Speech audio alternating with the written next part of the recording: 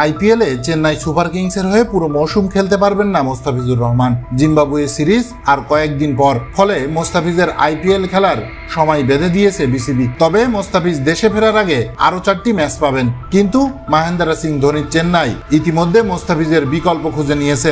আইপিএলে এখন পর্যন্ত 5 ম্যাচে 10 উইকেট নিয়ে যৌথভাবে দ্বিতীয় সর্বোচ্চ উইকেট শিকারী মোস্তাফিজ। এর আগে চোটের কারণে চেন্নাই হারিয়েছে নিউজিল্যান্ডের ওপেনার কনওয়েকে। তাই তো কনওয়ের পরিবর্তে চেন্নাই দলে টেনেছে ইংলিশ বোলার রিচার্ড গিলিসনকে।